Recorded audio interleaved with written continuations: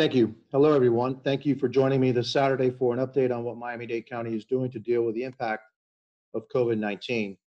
I'm announcing today the opening of a new drive-through testing site at the South Dade Government Center. It will be open tomorrow, Sunday, for those who have appointments. If you are 18 years old and over and have symptoms, you should call 305-499-8767 to make an appointment. The call center will be open again Sunday at 9 a.m. To take appointments for Monday. This is the same number to call as for the Marlins Park drive-through center that's currently open. So let me repeat the number to call for an appointment to get a test at either the Marlins Park or South Dade Government Center is 305-499-8767.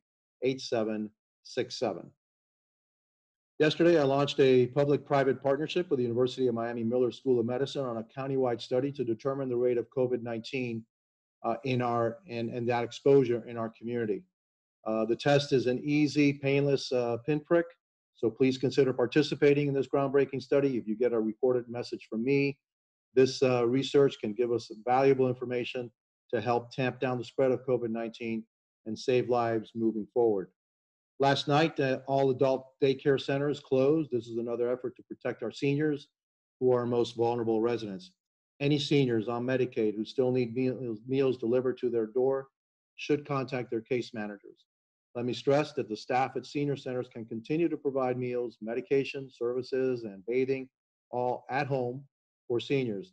This gives seniors the services that they need so they can stay safer at home. If you're a senior and need meals or other services, you can call 311 for help. To date, we've delivered more than 300,000 meals to seniors countywide. Now, in the new guidelines set by the CDC about the use of cloth masks for employees and customers at essential businesses such as grocery stores and pharmacies.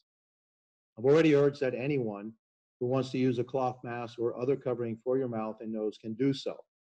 But I want to avoid giving you a false sense of security. With or without the mask, you must practice social distancing. Even people who feel perfectly healthy and are wearing cloth face masks can be transmitting COVID-19. So everyone, keep your distance and do all you can to stay safer at home. I also want to remind you that we are limiting capacity to 50% at places that provide takeout food. I also ordered closed all salad bars and other open food areas. Businesses should focus on prepackaged, sealed foods to reduce COVID-19 spread. Today, the Coral Princess cruise ship is disembarking passengers who are heading to MIA to get home. I want to offer my condolences to the families of loved ones of the two people who died from COVID-19 on that ship. It's heartbreaking news. You know, there are two passengers on the ship who need immediate medical attention here in Miami-Dade. There are more that will be transported to other hospitals in Florida, and these two are being taken to Larkin Hospital. All other passengers are being screened before heading to the airport to get to their final destination. We will have many more harrowing challenges in the weeks ahead, so we're doing all in our power to fight COVID-19 on every front. Now I'll be available for any questions that you may have in English. Okay, first up with a question will be Hatzel Vela from Local 10. Hatzel. Mayor, I wanted to ask you about good morning, sir. First of all, I wanted to ask you about this Coral Princess situation, because as we saw in Broward, there was a lot of back and forth in trying to make sure that they met stringent plans to disembark these folks.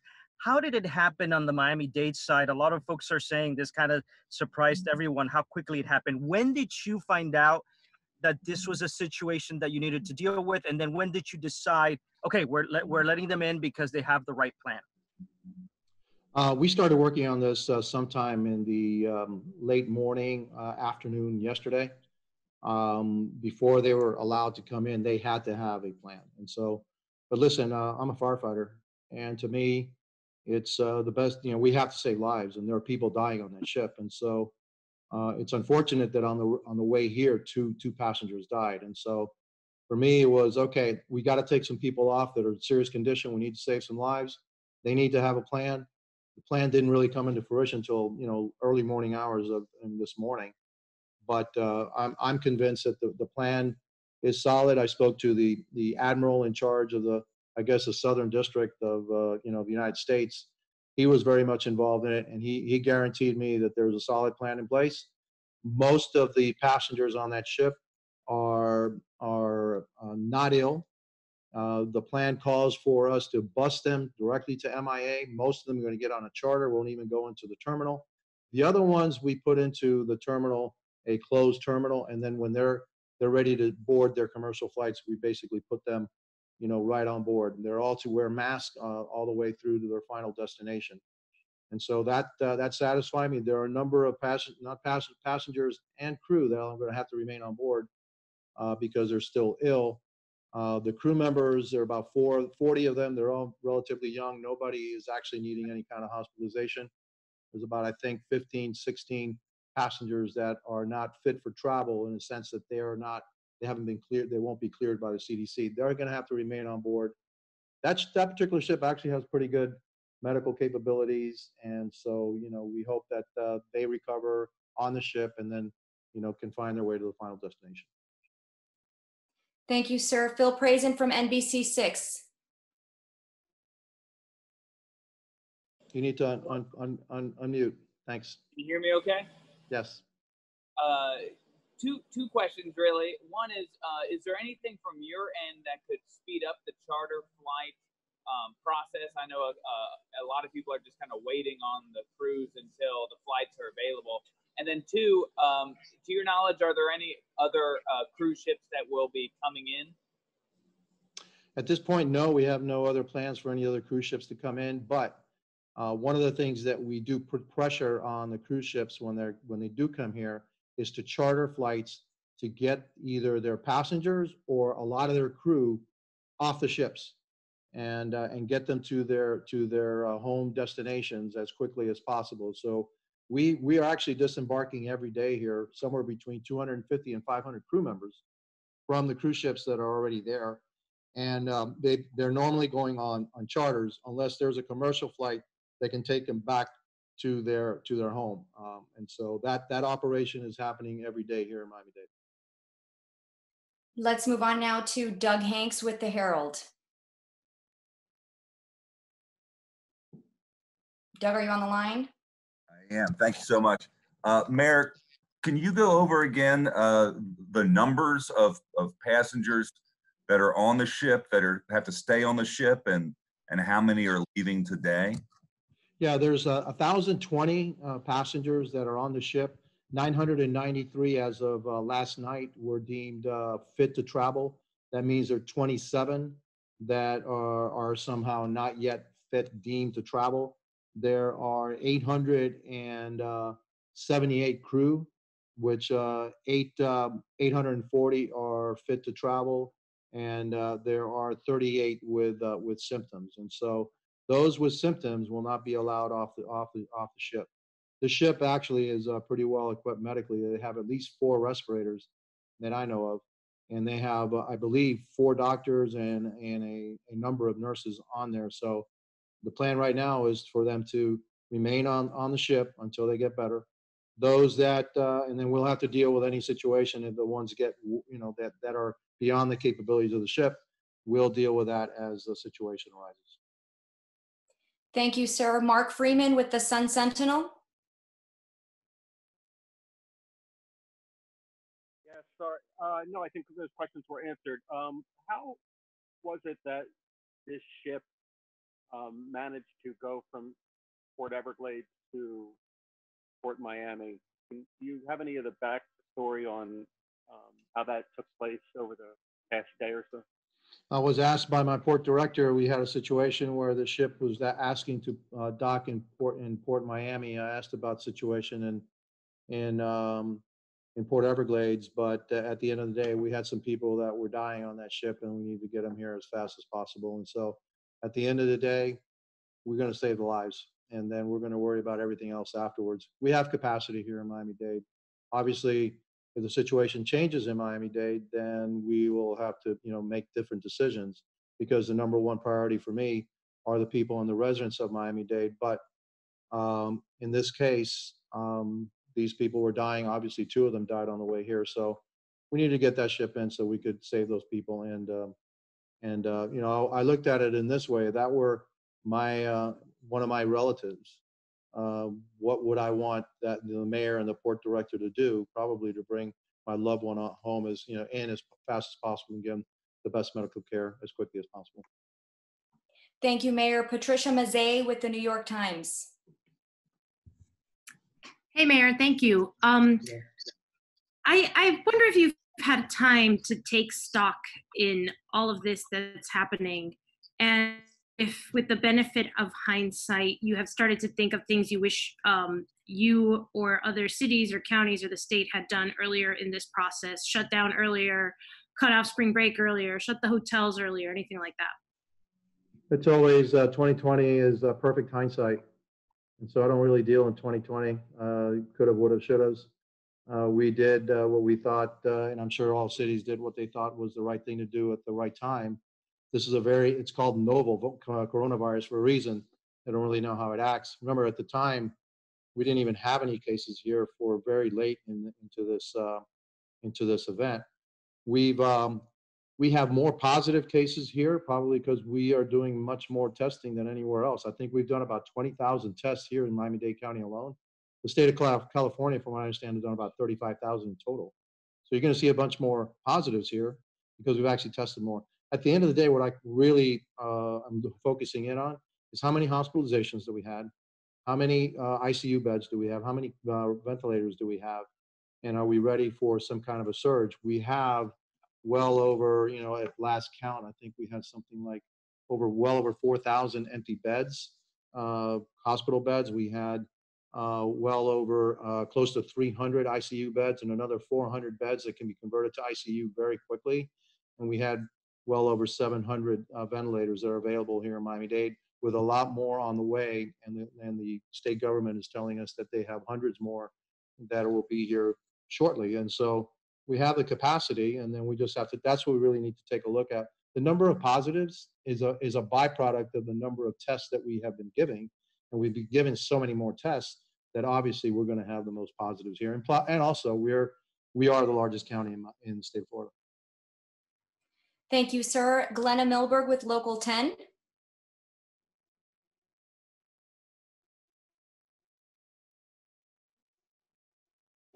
I know she's on here. I think I see her. Glenna, are you there? Okay. I guess she is not connected. Anyone else with a question in English for the mayor before we move on to Spanish? I have one. This is Hannah from the Washington Post. Hi, Hannah. Hey. Mayor, you mentioned that 2 people were going to Larkin, and that other people were going elsewhere.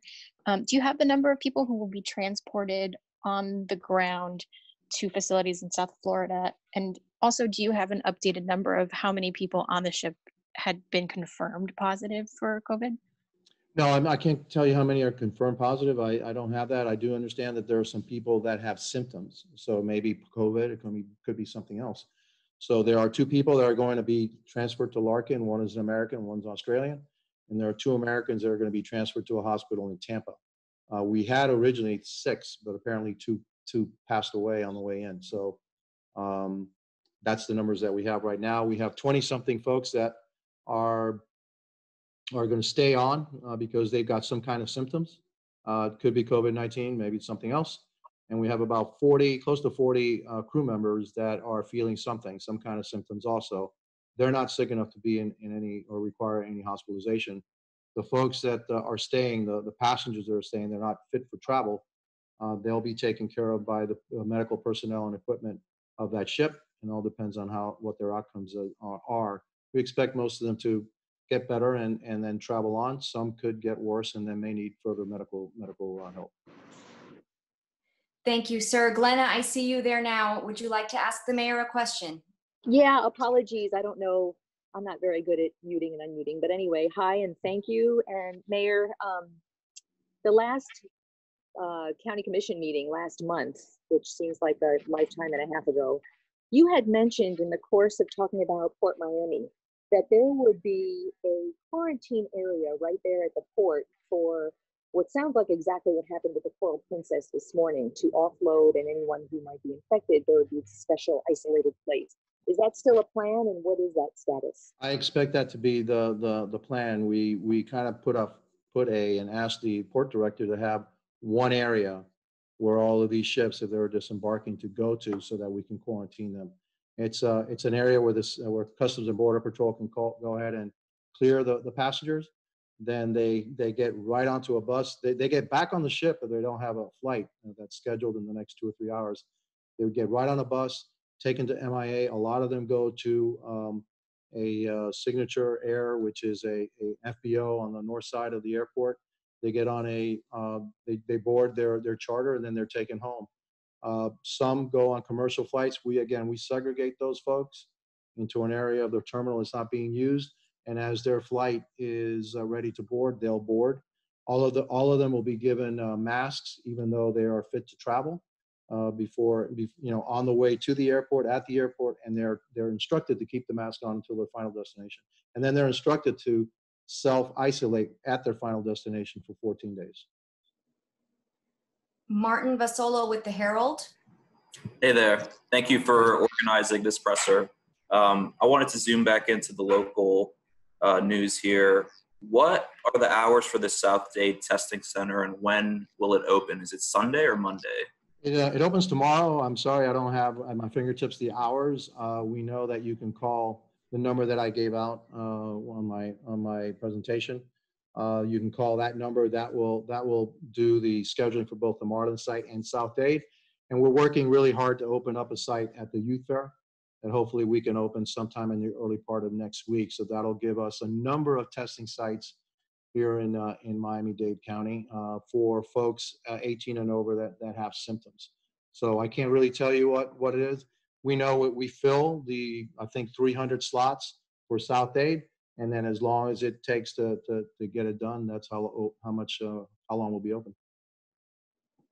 Thank you, sir. We have Jessica Vallejo with CBS4. Jessica.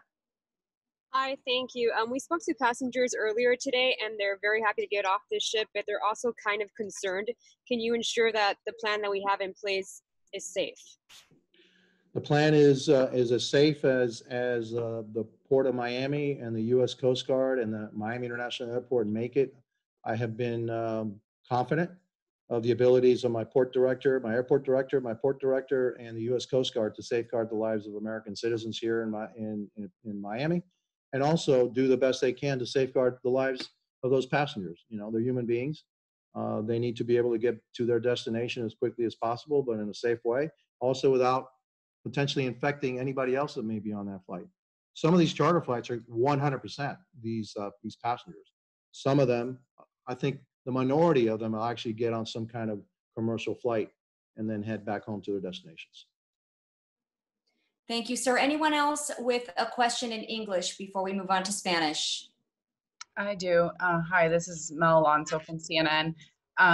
Thank you, Mayor. I have a question about the U.S. Coast Guard said today that there were about 114 cruise ships near or in ports and waters in the U.S. Obviously, there's a voluntary suspension of cruise ships operations, and that doesn't happen overnight with such a large industry. But do you foresee a complete stop of these ships coming in anytime soon, given the current situation? I think eventually that we're going to say, look, we have taken so many, and this is our capacity. They may need to go some other places in the United States where we don't have as many positive cases or use of our hospital resources.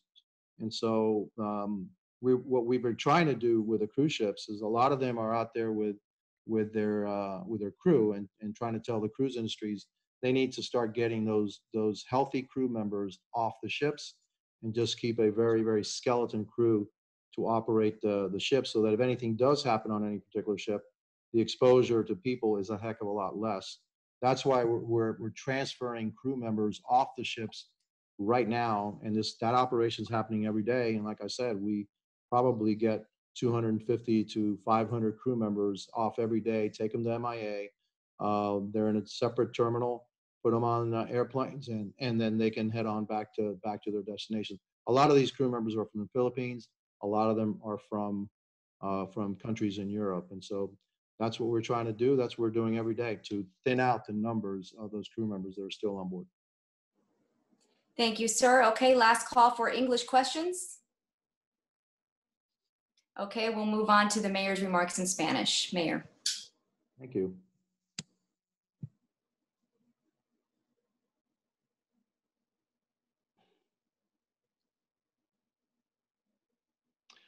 Buenos días a todos y gracias por seguir esta conferencia de prensa virtual este sábado. Hoy estoy anunciando que vamos a abrir un nuevo centro de pruebas para COVID-19 en el sur del condado de Miami-Dade. Este centro abre mañana, domingo, en el South Dade Government Center, localizado en la 211 calle y la 107 avenida del Southwest.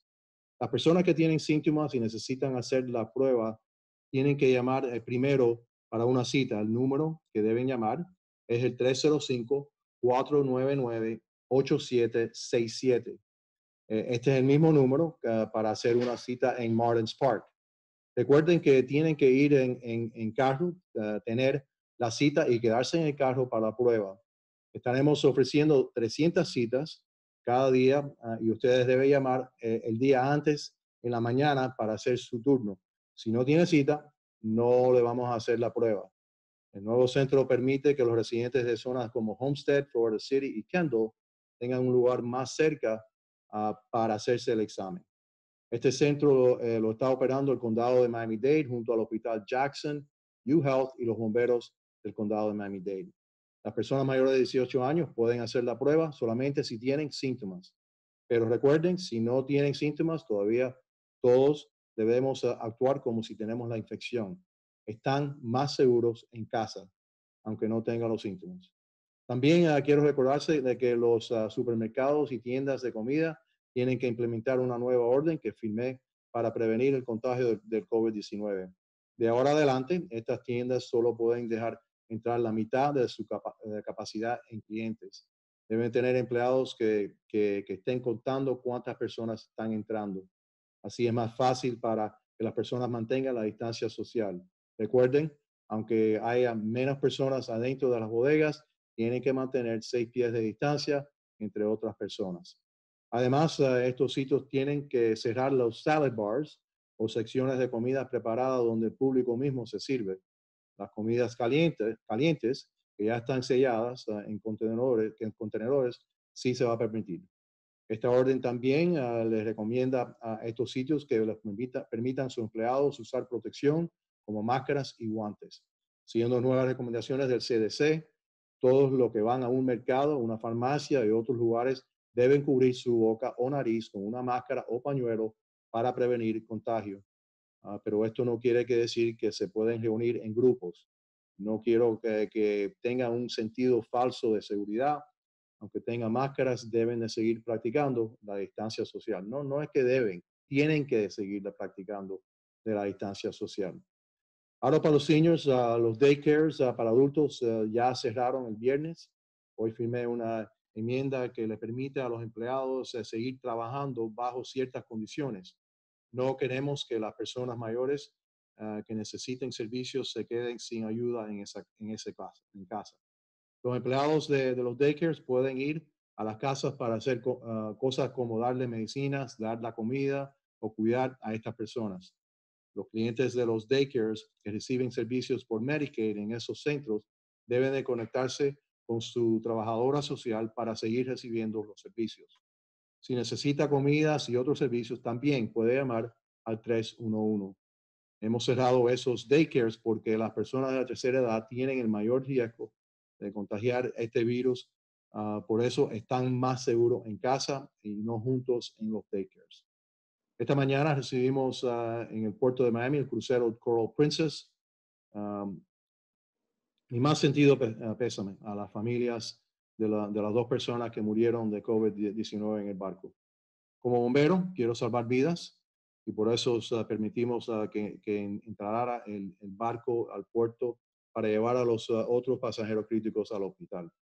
Por otra parte, quiero recordarle que algunos de ustedes van a recibir una llamada grabada por mí pidiendo su ayuda, un estudio que estamos haciendo con la Universidad de Miami. Este estudio nos va a ayudar a saber el contagio de este virus y qué otros pasos podemos tomar para el COVID-19. Yo sé que todos llevamos semanas haciendo sacrificios, pero les recuerdo que debemos seguir más seguros en casa si queremos parar en nuevas infecciones aquí en el condado de Miami-Dade. Solo salgan si es para una necesidad esencial o para ir a trabajar en los negocios esenciales que todavía están abiertos. Ahora estoy dispuesto a nuevas preguntas. Gracias, alcalde. La primera pregunta viene de María Alesia Sosa de Univisión 23. Hola, alcalde, ¿cómo está? Gracias por atendernos. ¿Me escuchan? Es un placer, como siempre. Bien, gracias. Alcalde, si puede darnos un poco más de detalles, como lo dijo en inglés, de en qué está consistiendo este proceso de desembarco del Coral Princess, a qué gente están sacando primero. Nosotros estamos aquí en el puerto, vimos salir algunos autobuses esta mañana, pero no sabemos exactamente qué gente salió allí, y también hemos visto ambulancias. Si puede darnos detalles y si tiene detalles de la identificación de los dos pasajeros que murieron. Gracias. No tengo detalles de la persona, el nombre, etcétera, pero sé que sí, dos pasajeros murieron cuando estaban en viaje para Miami. Es lamentable que murieron. Es por esa razón di la orden para permitir que este barco entrara en el puerto de Miami, porque había personas que están críticas y como bombero siempre quiero salvar vidas. Son seres humanos. Un pasajero que se va a quedar aquí los dos pasajeros que se quedan aquí que están críticos van a Larkin, el hospital Larkin. Uno es americano, uno viene de Australia. Hay dos más americanos que por ambulancia lo están llevando a hospitales en Tampa. Hay la gran mayoría de los pasajeros que están en ese crucero tienen salud para viajar. Cuando su avión está listo para salir, nosotros lo vamos a llevar en autobuses directamente del puerto al aeropuerto de Miami. Van a montar su avión. La mayoría van a estar en lo que se llama charter, un avión especial para ellos. Tenemos muchas personas que vienen de Inglaterra. Hay un avión que están contratando los cruceros, el Carnival, para llevar a esas personas directamente a Inglaterra. También hay personas que van a tener que ir a Australia. Y hay algunos que van a Sudamérica. Cada vez que su vuelo está listo, sale del barco, directamente va para el aeropuerto, lo montamos en el avión, siempre tienen máscaras puestas, así que para asegurar la salud de todos. Así que esos son los planes. Las personas que no tienen lo que es el clearance, le han dado el permiso de salir del barco porque algo le pasa, tiene un tipo de síntoma, se van a quedar en el barco hasta que se ponga mejor o si la situación cambia. El barco, este crucero tiene una sección médica bastante avanzada, tiene 4 respiradores, también tiene cuatro doctores y enfermeros, así que esperamos que la mayoría de ellos se van a quedar en el barco hasta que se mejoren. Entonces pueden salir del barco y pueden entonces ir a su destinación final. Gracias, alcalde. Tenemos ahora de Telemundo 51, Yesenia Hattie Barrett.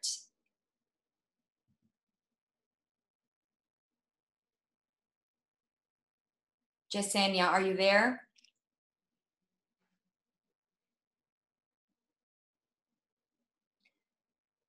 Ok, parece que no se conecta. ¿Cualquier otra persona tiene alguna pregunta en español para el alcalde? Yesenia. Hola, I'm sorry, sí, es que yo no sé usar muy bien este iPad. Listo, ahora sí. Ahora sí, mi pregunta para usted, alcalde, buenas tardes.